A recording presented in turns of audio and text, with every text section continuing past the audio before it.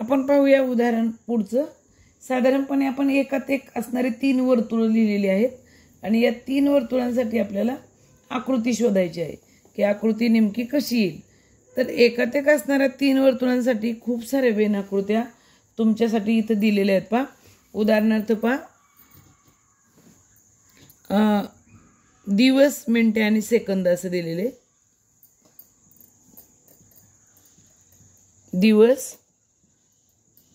मिनिटे आणि सेकंद, तिन्ही काल मोजणारे घटक आहेत। दिवस हा त्यात मोठा असतो पहा, दिवस म्हणजे 24 तास, मिनिटं त्यापेक्षा बारीक असतात आणि सेकंद त्यापेक्षा लहान। 60 सेकंद एकत्र केले की मिनिट होतील, 60 मिनिटाचा 1 तास आणि असे 24 तास एकत्र केले तर इथे तुमचं उत्तर येईल 1 दिवस। कळतंय का पहा? येईल का बरं याचा विचार करा जरा तुम्ही। असं येऊ शकतं का याचा विचार करा। एकात एक दिल्यावर खरंच असं पर्याय येईल का याचा विचार तुम्ही करणं अपेक्षित आहे। मी काही पर्याय लिहिते पहा, काही प्रश्न तुमच्या पुढे लिहून दाखवते, तुम्हाला मराठीतला एखादा घटक असा मी मांडून दाखवते की तुम्हाला कळेल पहा की यातला एक तरी पर्याय बरोबर आहे की नाही आपल्याला लिहावा लागेल। म्हणजे कसं होतं, जर तुम्हाला उत्तरच नाही कळलं तर तुम्ही काहीच करू शकणार नाहीत पहा। कितीतरी घटक असे आहेत, म्हणजे जसं देश, राज्य आणि जिल्हा असं उत्तर दिलं, देश, राज्य आणि जिल्हा। तर तुम्हाला कळावं की देश सगळ्यात मोठा असतो, देश अनेक राज्यांचा बनलेला आहे आणि राज्य अनेक जिल्ह्यांचं बनलेलं आहे। तर जिल्हा आतमध्ये जाईल, हा तुमचा जिल्हा आहे। असे अनेक जिल्हे एकत्र केले की त्याचं राज्य बनेल आणि असे अनेक राज्य एकत्र केले की त्याचा देश बनेल। कळतंय का पहा? एकदम सोपं आहे। या अतिरिक्त तुम्हाला अजून काम करता येईल पहा। मी अजून 1-2 उदाहरणं तुम्हाला देते की जे तुम्हाला समजले तर तुम्ही उत्तर लिहू शकाल पहा।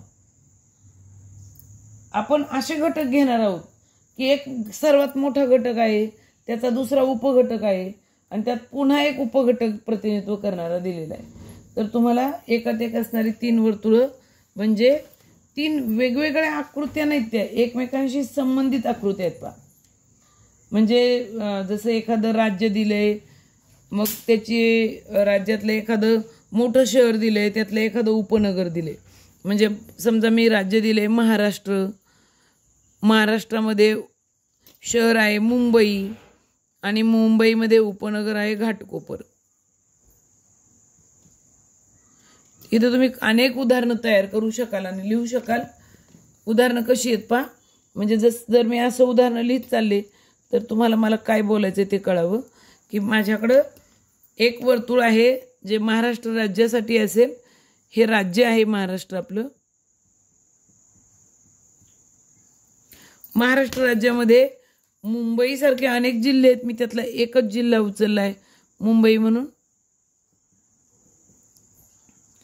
मुंबई अनेक उपनगरांची बनलेली आहे, त्यातलं एक उपनगर मी इथं लिहिलेले घाटकोपर।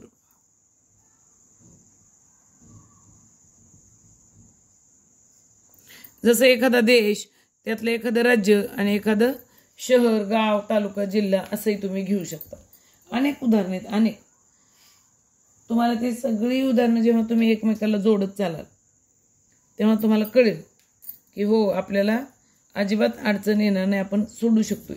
म्हणजे वर्ष, वार आणि आठवडा असं जोडू शकाल। एका वर्षामध्ये अनेक आठवडे आणि आठवड्यात 7 वार, तर तुम्ही वर्ष, आठवडा, वार यांनाही असं लिहू शकाल पहा। हे आहे तुमचं वर्ष, हा आहे तुमचा आठवडा